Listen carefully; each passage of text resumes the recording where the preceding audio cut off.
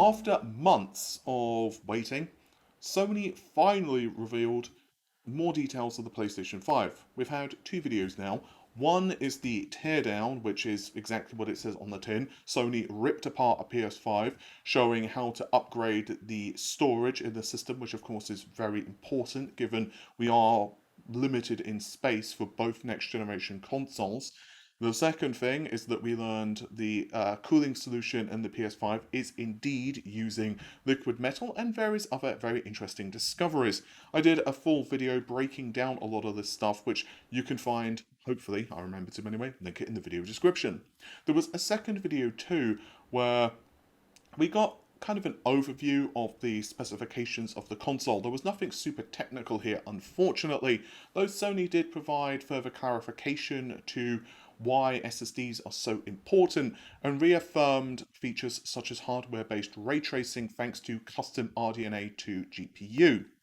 But nevertheless, there have been a few rumours of the PS5 which have somehow persisted even now, despite multiple official confirmations from Sony and AMD, along with games developers, both sanctioned and unsanctioned from Sony, as to the feature set of the PS5.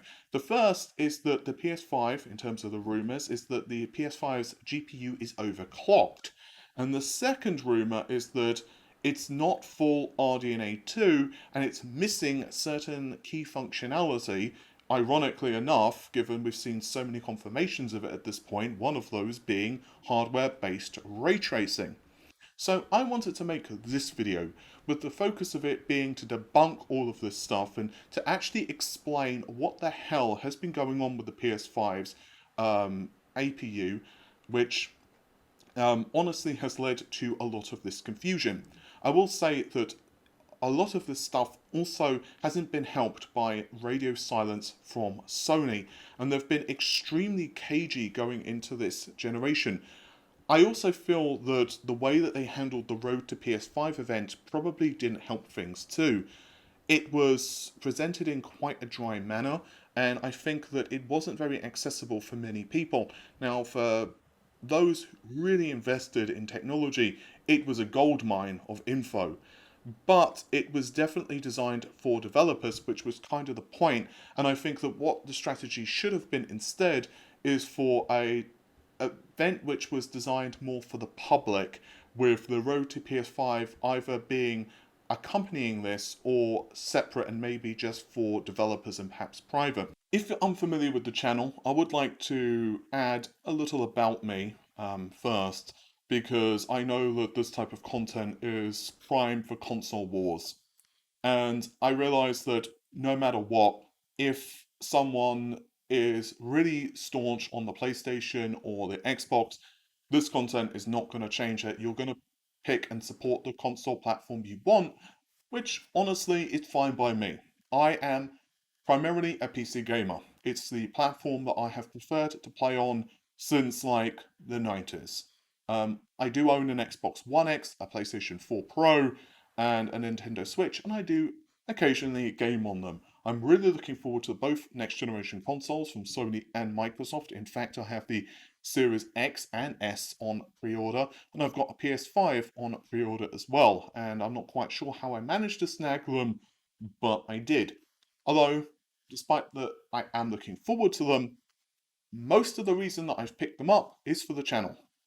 If it was me, myself, and I, in other words, I was not doing this YouTube thing, I would have just purchased an RTX 3080 or perhaps waited for the RX 6000 series from AMD, as it's not announced yet as of the time I'm recording this, and I would have been good to go. But as it turns out, I'm creating content, so that's why I put the pre-orders in, to obviously service the viewers.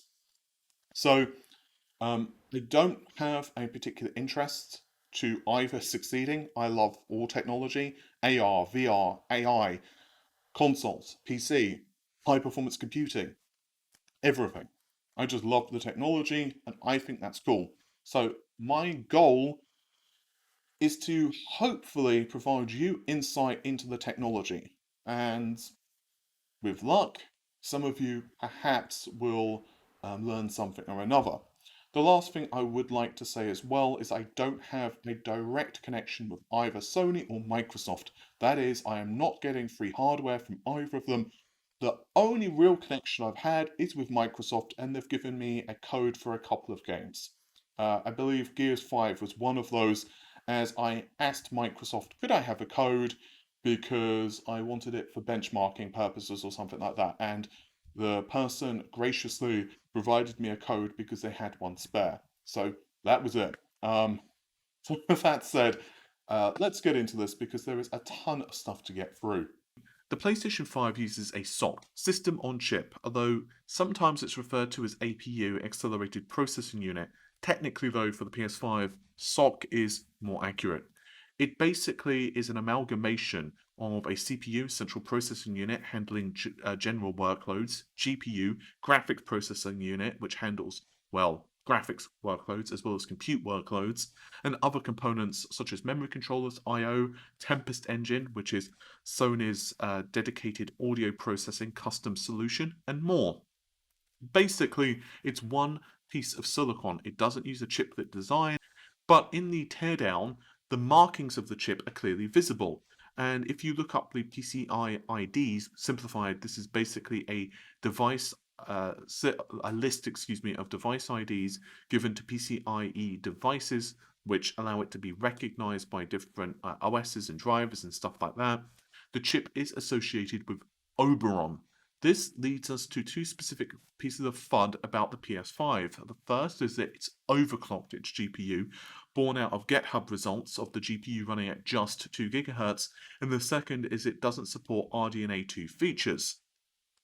This is also born out of GitHub because during feature tests, VRS, ray tracing, and other tests for RDNA 2 were disabled. And there's also discussion of this because of an Italian PlayStation employee as well, but we'll get into that more in a moment because it starts to verge on custom territory. So Sony and Microsoft both call their consoles custom RDNA 2. But on the face of it, that sounds weird. How can it be RDNA 2, but the results from GitHub and so on show RDNA 2 features are not enabled? The answer to this is silicon bring up. The basics of how silicon is brought up in initial design stages. First of all, the basic feature set and everything else is starting to be created. This is a very painstaking process. Sony and Microsoft both have access to AMD's roadmap for several generations in advance. To be clear, these are not public-facing roadmaps that Sony and Microsoft have access to. Most likely, they have even ideas of what chips are not even slightly began in design at that point. This is why Sony, for example, has stated that their work has directly influenced RDNA 2. Sony has said this on multiple occasions, by the way, verbally, so you can check that out. But long story short, what console manufacturers want does influence feature sets in desktop, and likewise, desktop feature sets will somewhat influence the consoles. So, both vendors would have known what AMD were planning for the bring up of RDNA 1 and 2 multiple years in advance. Chips can take 3 years minimum on average to create, especially if it's a brand new architecture. Sometimes it can be less than that if the chip isn't as complicated. For example, Comet Lake from Intel didn't take 3 years because it's still based on the Skylake architecture, but they have made still some substantial changes with the increase in CPU cores and also changes to the IHS, which is basically still meaning that it took them a while to actually design the chip, despite the fact that the architecture itself was still Skylake based. So, with the initial design changes, it's worth noting that Microsoft and Sony both wanted custom elements into their GPU, because RDNA 2 is not an architecture exactly, it's a feature set, it's malleable. What does this mean? Well, certain features are important for desktop, but they are probably useless for a console, so you will simply remove them because you do not want to waste dice space on a chip for a feature which is essentially useless. It's just sitting there doing nothing. But we'll get more into that in just a moment, so put a pin on it. After the initial design stages, we have pre-silicon. This is where the chip is basically being simulated in a computer. If you've done emulation, it's similar enough in principle, you can use that. It's essentially estimating performance, figuring out bottlenecks and uh-ohs, and after that's done, you can start creating early engineering sample. These are chips created actually physically in silicon, but these chips are tested in systems which honestly have no hint of looking like anything such as the final production console. Probably not even like the development kits that were sent out early on to developers. These chips have features disabled and have lower clock frequency and often are about as stable as someone juggling on a unicycle in an F5 Hurricane. Oberon is a code name, and like any silicon, as it's brought up, it evolves and improves over time. And honestly, the code name means nothing. It could be, called Woman with a Hat, and then they could call it Cat is on a rug. It really doesn't matter. They are just code names, and the code names are associated with projects or a piece of silicon. In the GitHub results, there are multiple references to the chip's basic CU compute unit layout. There's 40 CU on the PS5 with a compute unit sporting 64 shaders, 4 texture mapping units, and dedicated ray tracing hardware. The shaders per CU and 4 TMU basic formula are the same as RDNA 1, but obviously the RT hardware is new. This is a great image from Microsoft at Hot Chips which elaborates somewhat on this. Sony and Microsoft disable 4 compute units for their respective consoles. This is for yield purposes.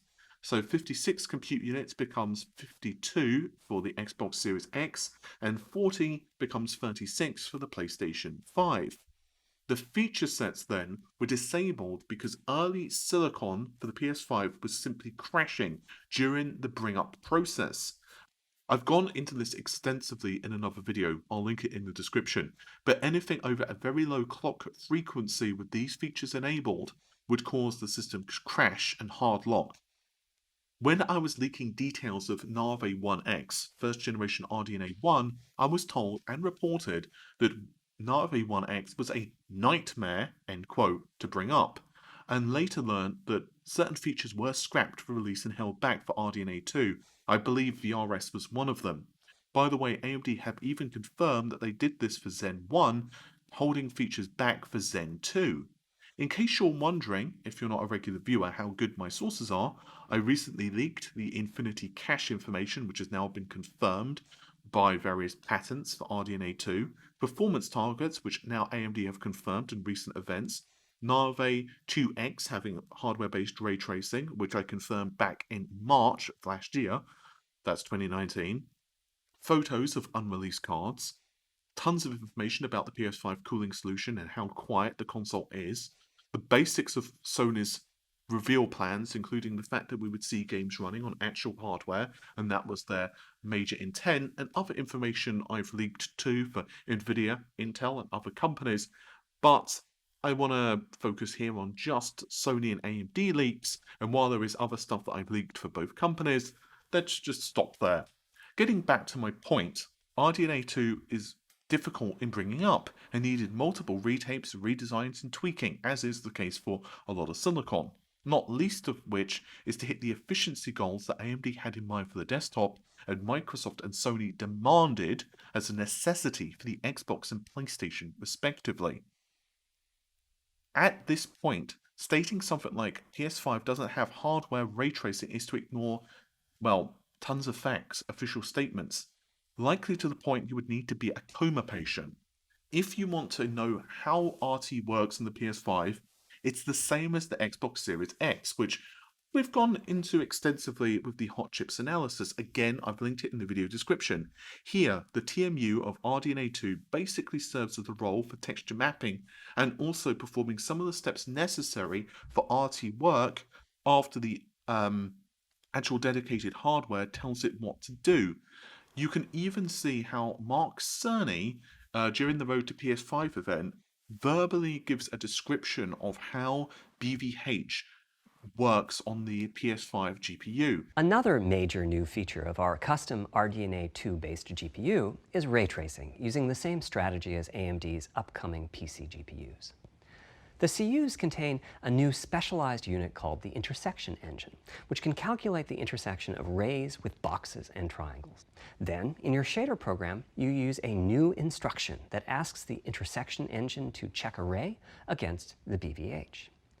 While the intersection engine is processing the requested ray triangle or ray box intersections, the shaders are free to do other work. And if you've any understanding of RDNA2 or GPU architectures, you will understand that he's basically describing the exact thing that we look at here, plus AMD's own ray tracing patents. So how about VRS? Well, developers have confirmed it, and there are a plethora of patents outside this available to the public, including foveated rendering, which is used for VRS. This essentially shades areas based upon your vision in VR. So basically the system tracks your fovea, i.e. Your eyes, and it uses tracking cameras to see what your eyes are focused on.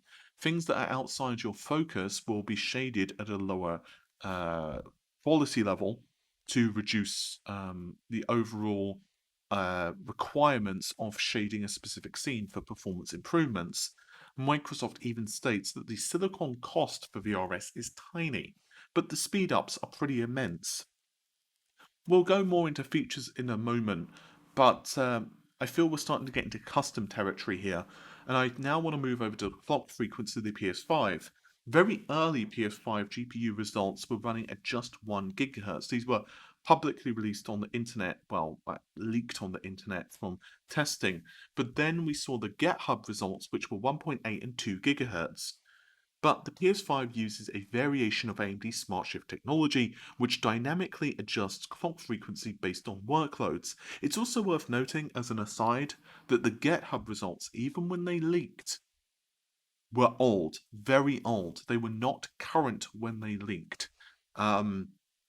So that's why at that point the Arden results were also only in pre-silicon, because there was no way that Arden could suddenly have been bought up from pre-silicon, which again, that's essentially what we saw with Arden with very few tests, to a fully working chip, which, Microsoft were testing games on and actually developing stuff on.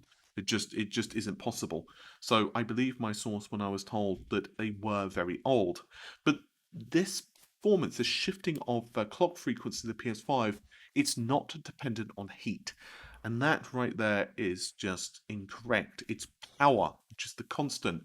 And power shifts depending on what's going on with the workload, and it doesn't shift for several seconds at a time. Instead, there's 1,000 milliseconds per 1 second, obviously. So if you're targeting 60 FPS, you take 1000 and divide it by 60, which leaves you 16.67. That's the target that you need to hit, i.e. each frame needs to be rendered within 16.67 milliseconds or you miss the 60 FPS target. So if a frame takes 17 or 19 milliseconds or whatever, you start to lose performance, and worse, you can also start to get just unpleasantness in terms of how the game actually feels with frame rate pacing. SmartShift then adjusts the power within the space of just a few milliseconds, and this is used because often during the drawing of a frame, sometimes the GPU doesn't need to do as much work, or other times, conversely, the CPU doesn't need to do as much work. So a 10% reduction in power equates to a 2 to 3% reduction in clocks. 10%, by the way, is likely worst case scenarios with heavy AVX instructions pounding the CPU, something which realistically will not happen for sustained workloads. But now we can run it as high as 3.5 gigahertz. In fact, it spends most of its time at that frequency. To reduce power by 10%, it only takes a couple of percent reduction in frequency, so I'd expect any downclocking to be pretty minor. These figures, 2 to 3% and 10% reduction, were stated by Mark Cerny in the Road to PS5 event. What does this mean? It means the PS5 APU is constantly shifting power around multiple times per frame. Power gating components as needed, shifting power from audio components when less is needed, and shifting power from the CPU to GPU on GPU heavy steps, such as say BVH calculations for RT. This power not directly impacting clocks is not anything new. If you've ever used an AMD GPU, you'll know that the basic principle of undervolting does not mean that clock frequencies scale down linearly depending upon the amount of power that you reduce into the actual GPU. And this can even be seen on power draw by monitoring the actual rails going into the GPU. SmartShift is very similar to this, but Sony's implementation is a little more advanced because it also takes into account other elements on the GPU as well. So it's imperative to realize then that the clock frequency of 2230 MHz, about 200 MHz higher than the GitHub results, doesn't mean that Sony overclocked. It's a statement which is people misunderstanding how the technology and clock frequency and bring up of an APU or GPU works. Overclocking is the element of running a chip past its final design spec. Example, overclocking a 10900K by going into the BIOS, adjusting the multiplier so you're running all of the cores past the Intel defaults. For example, hitting 5.2 GHz for all cores on a 10900K is overclocking. Leaving the CPU to turbo up and down depending on workloads per core, that is not overclocking. That's the CPU doing its own thing.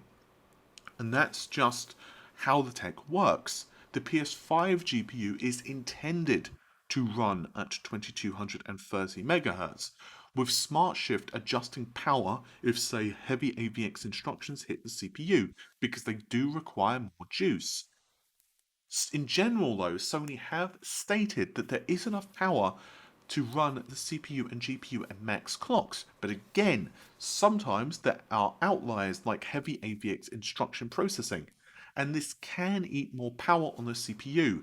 Furthermore, these are not profiles developers choose. Again, Sony has stated this, and Sony have as well.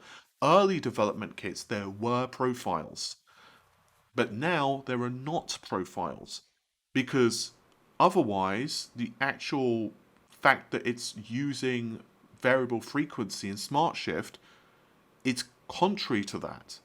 The fact that it's using flexible clocks, based as Cerny stated even in the Road to PS5 event, literally just demolishes the fact that there's profiles, because if you're selecting a profile, it's not dynamic. But furthermore, there was Sony who actually did confirm that they did use profiles for early development kits, again, while the chips were being bought up.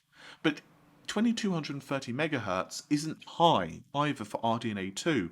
There are reports that the desktop RDNA chips hit 2.5 GHz. This is on Nave 23, which has a similar number of shaders, we think, to PS5. This, by the way, coincides very nice with my own leaks, because I've leaked the fact that RDNA 2 hits a very high clock frequency. 80CU seems to hit way north of 2 GHz, and now we actually have OS patches, which AMD themselves have leaked by accident. Well, not by accident, they basically have to put this stuff in public, and there's clock frequency information there. And again, 2200 MHz for Nave 21 and 23 seems to hit 2.5 GHz. So if you look percentage-wise, of 2500 megahertz and compare that against the 2230 of the PS5, it's a similar percent reduction for the PlayStation 5 GPU as what we saw with the PS4 and PS4 Pro GPU when they launched versus the equivalent desktop parts.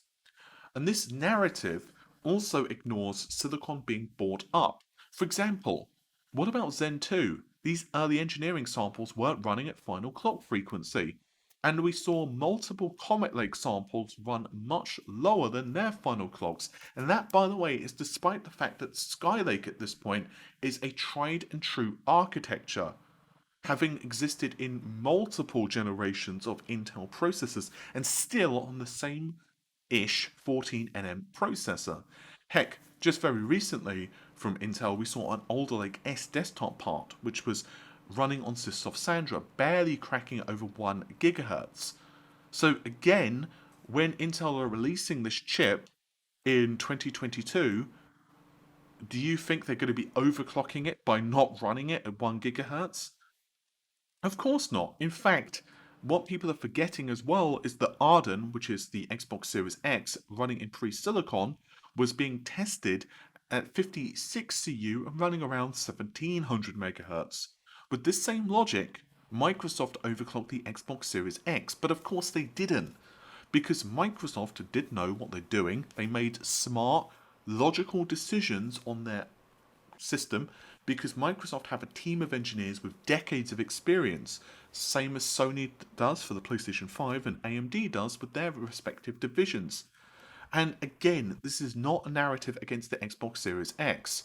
Microsoft's decision to go with 1825 megahertz was because of the wider design. The extra CU increases the power used on the chip. And because of the extra number of CU, not only would power requirements go up and heat output start to go up if they ran at the same clock frequency as Sony, but yields would also start to become worse too. Microsoft therefore went with a wider design but with lower clock frequencies. So Microsoft have more compute performance T-flops. Sony's console is designed around higher throughput. There are also a ton more things to this, but I'm going to go into that in a separate video in the future. If you need even more evidence that the PlayStation 5 is not overclocked and just how long features and characteristics of consoles are set in stone for before we see a retail launch, perhaps you'll be interested to hear what Yoshiri Otori said. Now, he is the actual head of mechanical and thermal design for the PlayStation 5, so I think it's fair to say that he knows what Sony have been doing. And he says, and I quote, "We started preparing the adoption of a liquid metal TIM, that's thermal interface material. It's used, of course, to help transfer heat from the SOC to the heatsink cooling solution." Anyway, he said, about 2 years ago when the PS5 hardware configuration and shape were roughly decided, in addition to design, we had already started various studies towards the adoption of TIM for liquid metals from the manufacturing process to procurement, end quote. He also goes on to say that the size of the PS5, the cooling solution, they'd all roughly been settled on about 2 years ago. The reason that the PS5 uses liquid metal is because the APU itself, the SOC, is smaller and denser. So because of this, you have a smaller area to dissipate heat from, which is why liquid metal is used, because it's better at heat transfer. I've gone more extensively into this in my PS5 teardown video, so you can check that out if you want. But they also reaffirm here that basically the SOC runs at full power during games. What this basically means is that the SOC itself is not using heat as the gauge of whether it should clock itself up and down. Instead, the power is constant that the system is drawing, and instead the power is shifted around based upon workloads. So this is exactly what Sony said, and I really am hoping at this point that you're starting to get an understanding of where I'm coming from when I say But these designs, although they're bought up over a period of a couple of years, 2, 3 years, whatever, and as that process is being bought up, or processor, excuse me, is being bought up, features may not work correctly, clock frequency and targets aren't met at the beginning. They do know, roughly speaking, where the end goals are.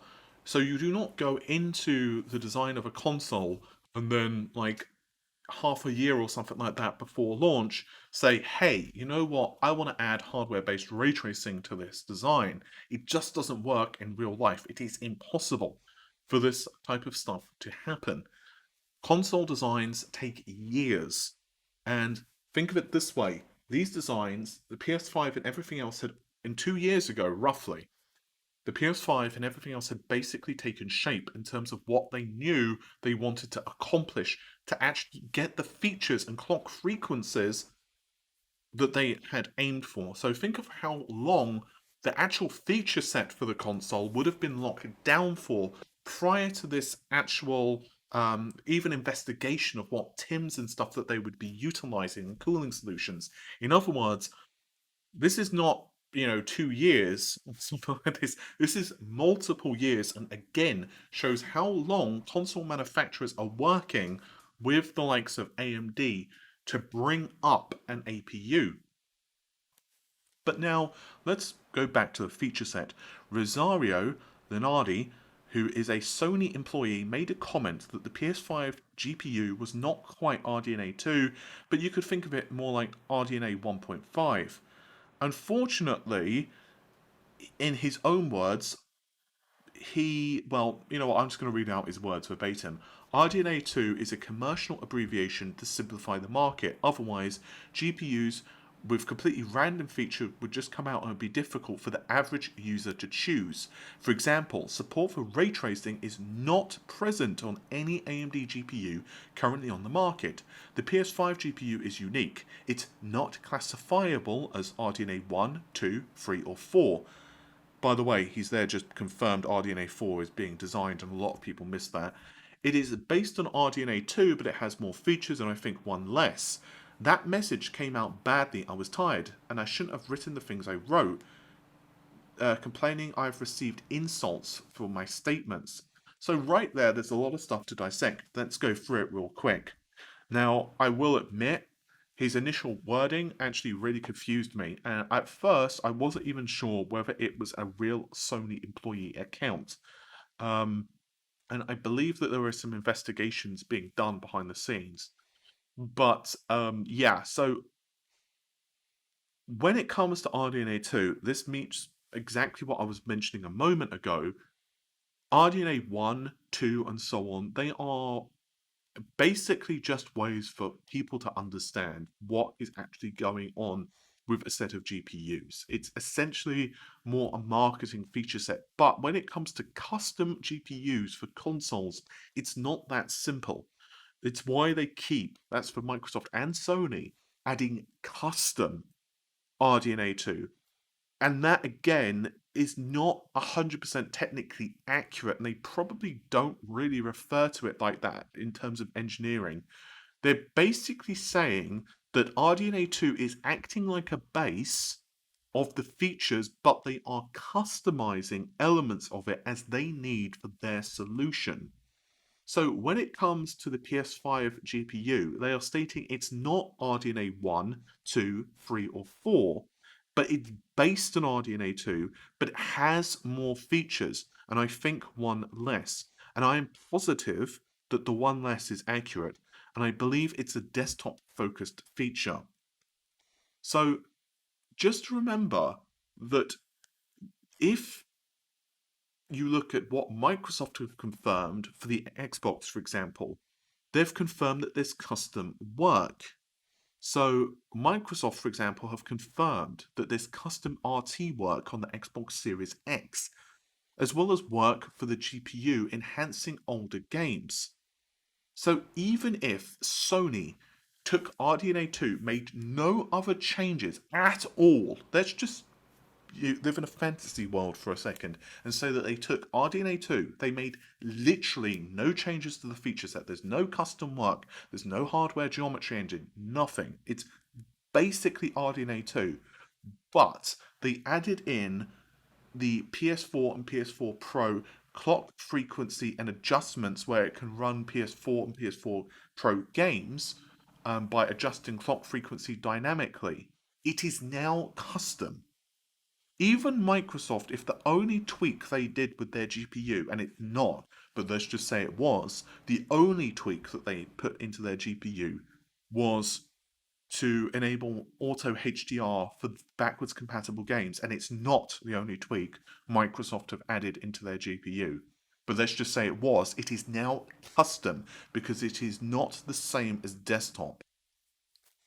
This is why it's so difficult to classify GPU functionality, because why would you take a completely desktop GPU feature set and then not tweak it when die space is so precious? Sony make this even harder for the PS5 because they've also added in a geometry engine, which is custom. It is designed specifically for Sony's workloads. Now, other GPUs do have geometry processors. This is not new. This is not, the act of having something to process geometry is not something special on Sony's part. It is what it does, which is super special. And I am told by developers, as well as what Mark Cerny is kind of hinting at the Road to PS5 event, that the geometry engine of the PS5 is more advanced than the RDNA 2 geometry handling. Now, how do you know that this is the truth? Well, not only has this been hinted at again in interviews from the Crytek employee, not only have I heard this, not only has Cerny hinted at it, but First, we have a custom AMD GPU based on their RDNA 2 technology. What does that mean? AMD is continuously improving and revising their tech. For RDNA 2, their goals were, roughly speaking, to reduce power consumption by re-architecting the GPU to put data close to where it's needed, to optimize the GPU for performance, and to add a new, more advanced feature set. But that feature set is malleable, which is to say that we have our own needs for PlayStation, and that can factor into what the AMD roadmap becomes. PlayStation 5 has a new unit called the Geometry Engine, which brings handling of triangles and other primitives under full programmatic control. As a game developer, you're free to ignore its existence and use the PlayStation 5 GPU as if it were no more capable than the PS4 GPU, or you can use this new intelligence in various ways. Simple usage could be performance optimization, such as removing backfaced or off-screen vertices and triangles. More complex usage involves something called primitive shaders, which allow the game to synthesize geometry on the fly as it's being rendered. It's a brand new capability. Using primitive shaders on PlayStation 5 will allow for a broad variety of techniques, including smoothly varying level of detail, addition of procedural detail to close-up objects, and improvements to particle effects and other visual special effects. use basic logic of when you're designing hardware. Engineers are not going to reinvent the wheel when the wheel works. Again, Sony and Microsoft both have access to roadmaps, so if Sony knew that the geometry solution in RDNA 2 met their needs and they didn't need something custom, they would just take the implementation from RDNA 2. So the fact that they've customized it and tweaked it tells us that it must be different and somehow improved over the base implementation, because otherwise they would not spend millions of US dollars to research it. They would have just stuck with the basic offering from AMD. And also, again, PS5 does not use DirectX 12. DirectX 12 is Microsoft's IP. Sony cannot use it. Microsoft would not want them to use it, and Sony would not want to use it. Sony use PSSL, PlayStation Shader Language, and the PS5's API is kind of similar to the PS4, albeit enhanced with additional features such as hardware-based ray tracing. By the way, I was also told that the geometry engine is incredibly critical when it comes to GPU workloads. This is something I've leaked, by the way, for putting work out on VR. I was told that one of the big reasons that the PS4 sounded like a jet engine, especially the Pro, on games like God of War, is because developers were constantly complaining, including Santa Monica Studios and others, first party studios, that there was not enough control over the geometry pipeline. So basically, the GPU was just maxing out on useless work a lot of the time. So culling and being able to set up advanced work on the GPU was something that was incredibly important for Sony for this generation. Again, I've put out videos of this quite a while ago. So while we're on the subject of feature sets, I also have said numerous times that Sony's impact on AMD's roadmap is tangible, and I've said many times that I think the PS5 has affected GPUs further out than RDNA 2, i.e. RDNA 3. To clarify, RDNA 3, at least to my knowledge, is influenced by the PS5.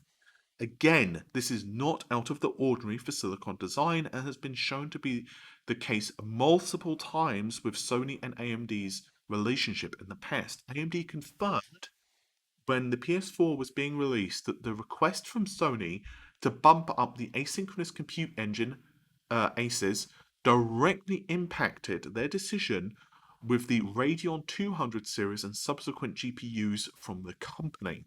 This is something that really influenced their pursuit of compute back in the day with early GCN.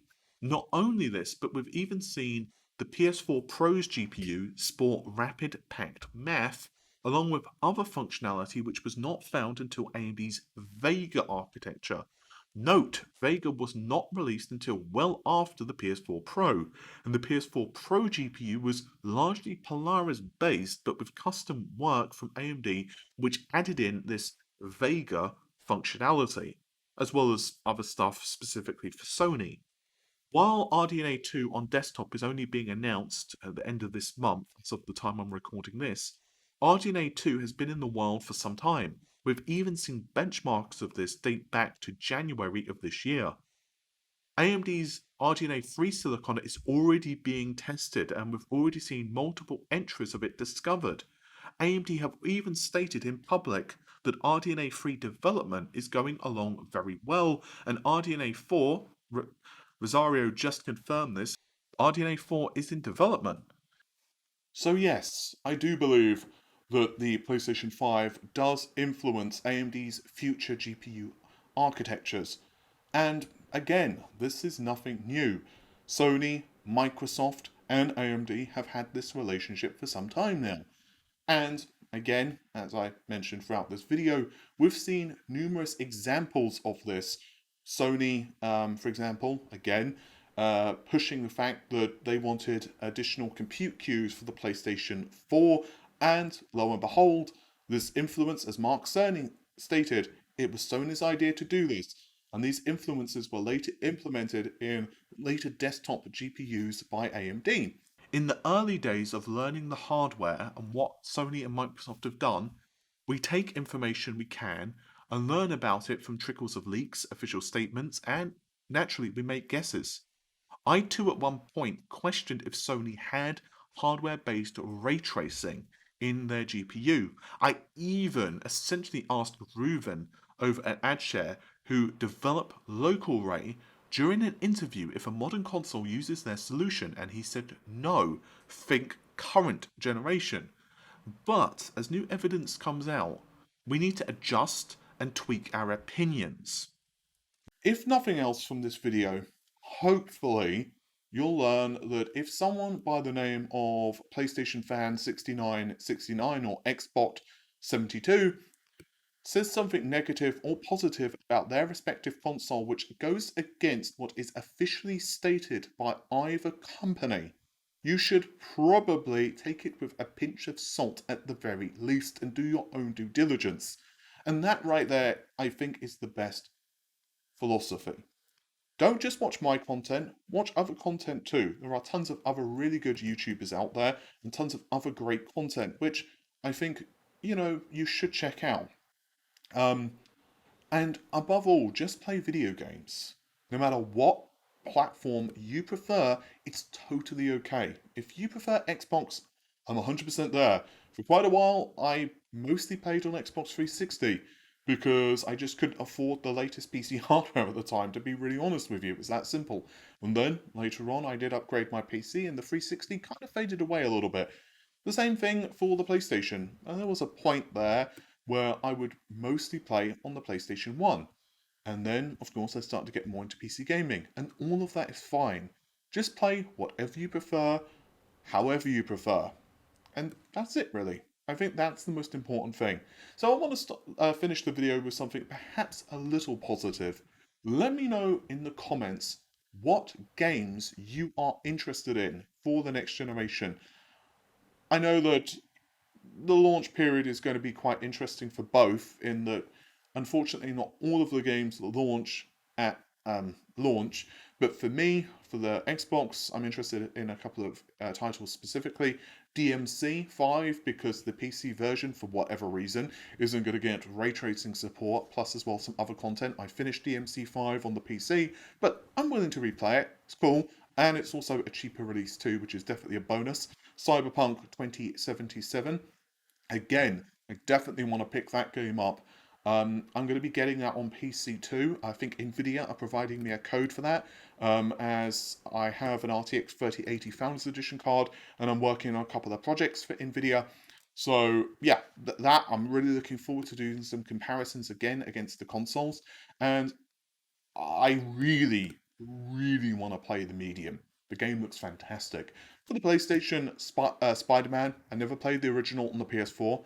I'm not quite sure how I missed it, but it was just one of those games where every time I was going to pick it up, just something else came up, and I never actually put time into, you know, trying it out. So I'm really, really excited about Spider-Man, and Demon's Souls is the other one. I never played the original on the PS3, so I'm actually quite hyped about that. I'm not the greatest at Souls games. I played through all of Bloodborne and absolutely loved it. I played through most of Dark Souls 3, so I'm willing to give it a shot. I think I'll have a lot of fun with it. And if nothing else, at least it's going to be a really cool title to try out on the next gen consoles. So with that said, let me know what you're interested in for the next gen. But I'm going to let you all go. Take care of yourselves. Bye for now.